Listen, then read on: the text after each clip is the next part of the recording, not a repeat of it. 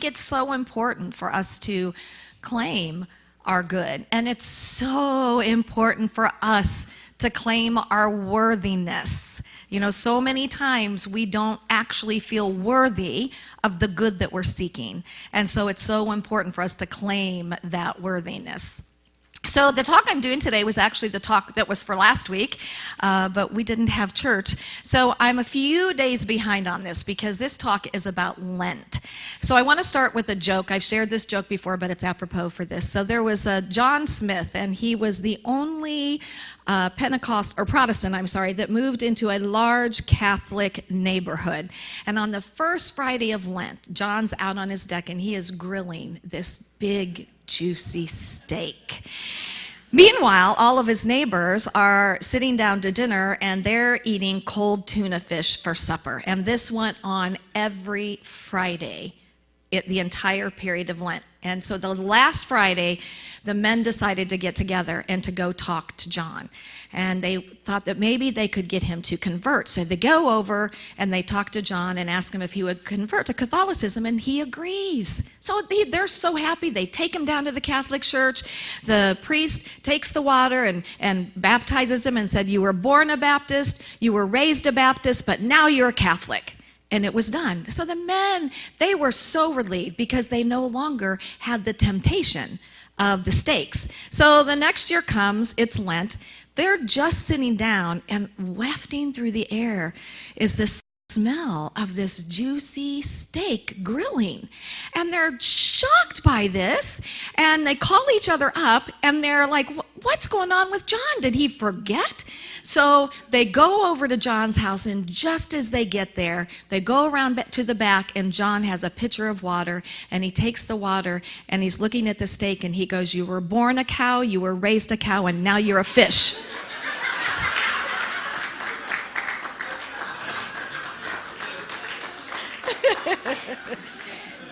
Ba-dum-bum. Okay, so Lent is a period of penitential preparation for Easter, and it begins on Ash Wednesday, which was last Wednesday, and it provides for a 40-day period of traditionally giving something up, and that is in reference to the 40 days that Jesus went apart. Now in Unity, we know that we look at things differently, and so I'm going to share a couple of different ideas with you today, with the ultimate idea being to really think about what is it that you would like to change in your life or move into or whatever, that you would be willing to spend the next 40 days really doing some focus work on it. So I'm going to start with the good late Reverend Eric Butterworth, one of my favorite authors, Unity authors, and this was actually from a pamphlet that Unity just put out about Lent. He says, to turn from the simple act of giving up things to a more positive commitment to take up the practice of high thinking. And he says, for instance, at Lent we're encouraged to give up certain foods, and so he's going towards if you're wanting to be on a diet. He said that this is like dieting, and unfortunately, if one holds a self-image of too fat, the practice is self-defeating because we know that what we hold in mind. So he says to try a new approach. Don't give anything up. Instead, take up a new image of yourself. Think thin, and you will find yourself eating less and more wisely, and your weight will balance itself more effectively than when you tried so hard to give things up. Interesting, huh?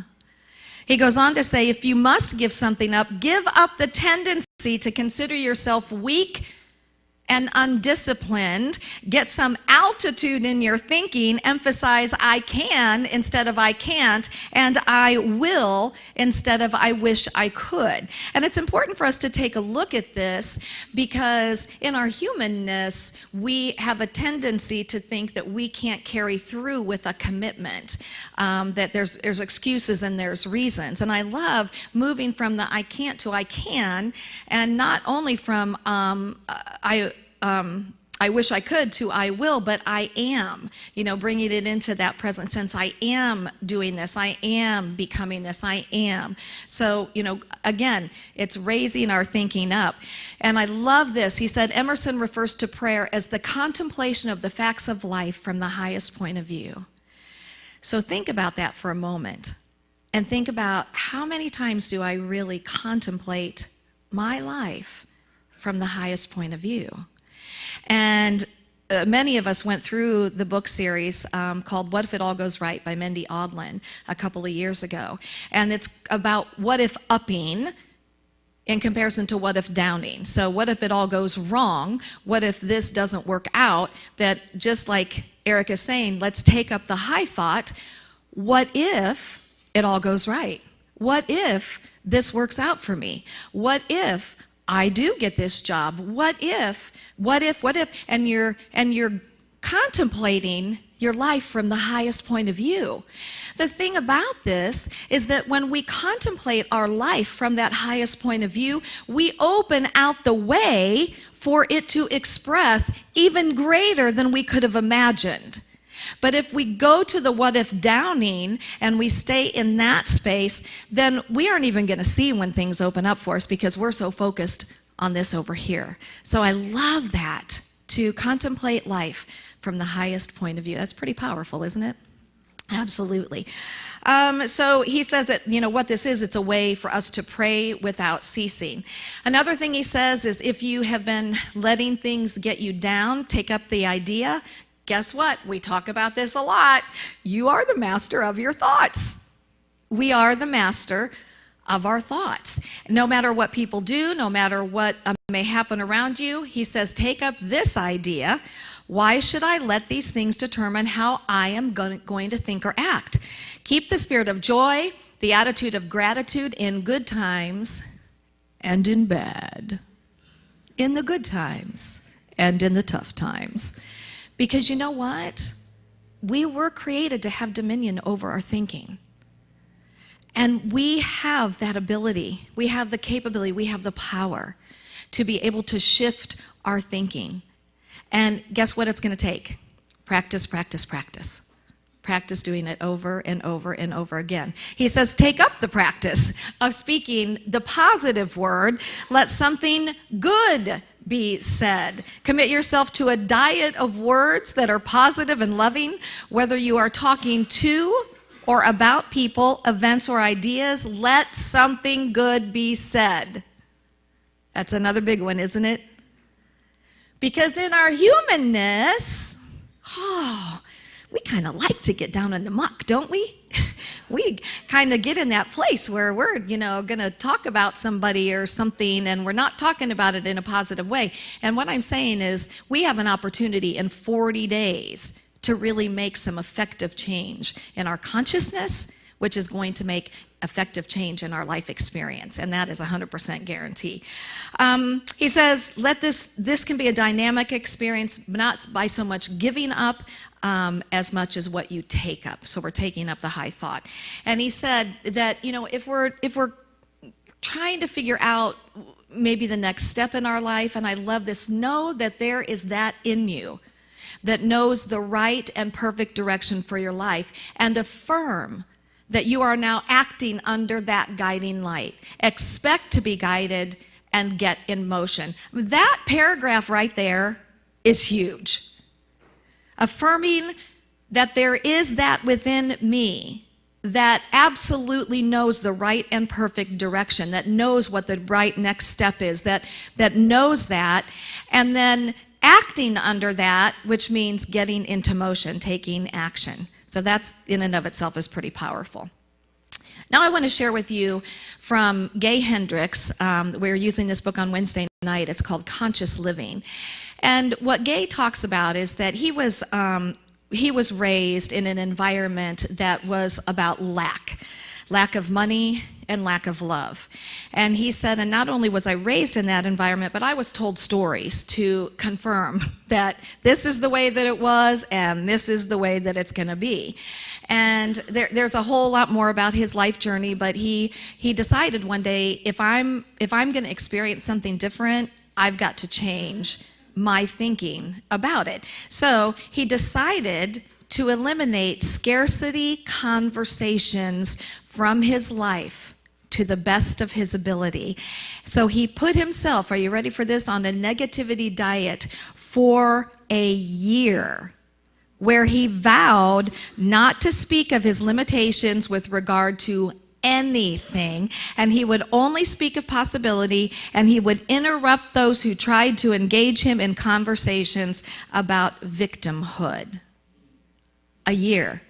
Guys, I'm just saying, let's do 40 days. That's pretty good, huh? We can handle 40 days. A year. The thing is, he was so dedicated and committed to that his whole life changed. And he met his wife. They have had this beautiful relationship ever since. He's very successful financially, and it was all about the fact that he, and it's that the sins of the fathers get passed on from generation to generation until we stop it. Until we wake up and say, that is not the way it has to be for me or from here out. But we have to be the ones to make that difference. William James said, human beings could change the outer circumstances of their lives by changing their attitudes of mind. So speaking of changing our attitudes of mind, the title of today's talk is Become a Positarian. Now, we know a vegetarian eats vegetables. A pescatarian eats vegetables and fish. A humanitarian does not eat human beings. Just, we didn't want to keep you on that line. But their focus is human beings. So a positarian is someone who is willing to look at the positive, to lift up our thoughts, to take that higher road. And the idea here is essentially that we're going to go on a negativity diet, but we're not going to call it that. We're just going to become a positarian. And the encouragement is that we're going to do this for 40 days, lifting up our thoughts, moving into possibilities, what if upping. Now here's the thing, you guys, is that 40 days is a very doable time. We can do this. And we have to command ourselves that we're going to do this, and we're going to put our entire being into it. I know one of the things in our class on Wednesday night that was said was that you can't have 99% commitment, you have to have 100% commitment. And that was just like one of those moments of like, oh. And I'll tell you, you can have any amount of commitment to start into something, do that. But like, if you really want to change your life, I'm going to encourage you to go full in, 100% full in. And you may come up with, but, how am I going to do that? And I just want to tell you, that's that old thinking, that's that fighting for your limitations, and you have everything that you need within you to be able to do this for the next 40 days. And, we've talked about this before. I love the scripture that says, prove me now herewith, that I will not open you the windows of heaven and pour you out a blessing so big you will not be able to store it. So what we have the opportunity to do individually and collectively is to prove these principles in the next 40 days.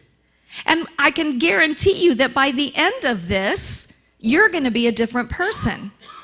If you're in a nursing home, if you have a debilitating disease, you're filing bankruptcy, you're getting a divorce, a job loss, whatever it is, I guarantee you that if you make this commitment in the next 40 days, you will feel different, you will be a different person. Because your mind will have been changed. And isn't it all about our mind anyway? Isn't it where our pain comes from, is from our thoughts? And so we're going to become the masters. We're going to become the captains of this vessel, and we're going to choose which direction we're going, and we're going to stay on course with it. So, first thing we have to do is wake up, O sleeper, and rise. Wake up. And I would literally mean, like, when we first wake up in the morning, wake up and know and make that commitment right off. This is what I'm choosing this day. This is where my focus is going to be this day. And that we are then going to rise above any of those old things that are nagging at us, and we're going to keep going back to what we know to be true. So let's look at finances. When we are in a lack consciousness, we're often talking about lack. We're having conversations with people about lack. And so what we need to do in those moments is just wake up, get behind me, because you have no power over me. You know, that is not true in the realm of truth. That is not true, because guess what? I'm a positarian. That's what I am. And I want to say that I do know it's difficult in the midst of things, because they want to grab our attention. And when we're at that place where we're feeling like we can't pay our bills, how am I going to pay my rent? It's not an easy thing to shift your attention, but it's vital, it's vital, it's vital to moving you to a different experience with finances, is for you to be able to make these shifts in your consciousness. Now, I want to say, as well as a collective consciousness, as Unity of Springfield, we have a huge opportunity to step into this as well, because we didn't have church last week, and we didn't have 9:15 service, I think, for 3 Sundays this year. And so that hasn't helped our bottom line. But we're not going to be in a negative mode. We're not going to be in a fear mode. We're going to stand forth in faith. But the only way that really can happen, you guys, is if we all do it together. And so I'm asking you to make sure that this ministry is in your prayer time, in the mornings and in the evenings. And we can say something as simple as, I am grateful for all the ways that I am financially supported. I am financially abundant. Money is flowing to me easily and effortlessly. And so I am grateful for all the ways that Unity of Springfield is supported. We are financially abundant, and money is flowing in easily and effortlessly. And we all hold that high watch together. Are you with me on that? Will you commit to be a part of that consciousness? Thank you, because we need us all to be in this together. Okay, how about health?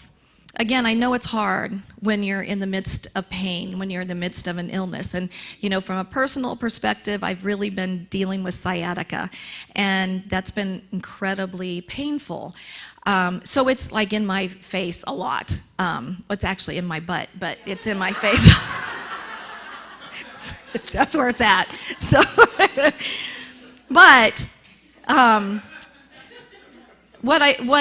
what helps is to take some time to go into meditation, and to just allow myself to feel a oneness with my source, and to just allow myself to feel that I am in the flow of life. I am in the flow of healing, that my body is healing now, and to bless, you know, whatever's going on. So something as simple as, I am now in the healing flow of God life. The healing power of God, of love, flows through me now. And relationship. I know that probably everybody here has the most perfect, beautiful, wonderful relationships without any issues in any relationship in your life, right? Okay. In case something comes up in your life, I just want to say, choose that you're not going to talk negatively about the person or about the relationship. And this is where that high-level thinking comes in. This is where that raising up to a higher consciousness, and remembering that the truth, the reality about the other person or about the other people involved. And as our great master said, you know, to bless them and to pray for them, to do good for them, to speak highly of them. Jesus didn't say to speak highly, but he would have said that, to say positive things about them. So we can say things like, I choose to see the good, the godness in this person. Good and positive love is flowing to me and through me at all times.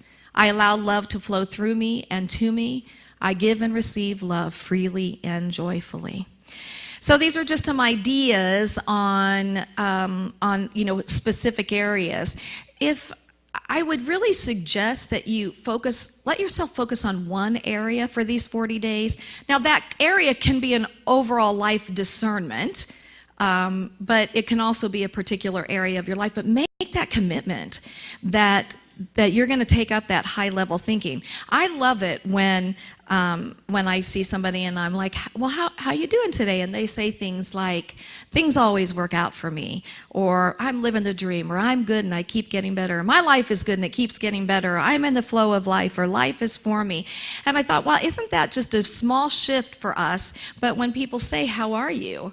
instead of, just fine, like this is gonna take being courageous and being bold and getting past what anybody else is gonna think about you and being able to say, you know what, my life is good and it just keeps getting better.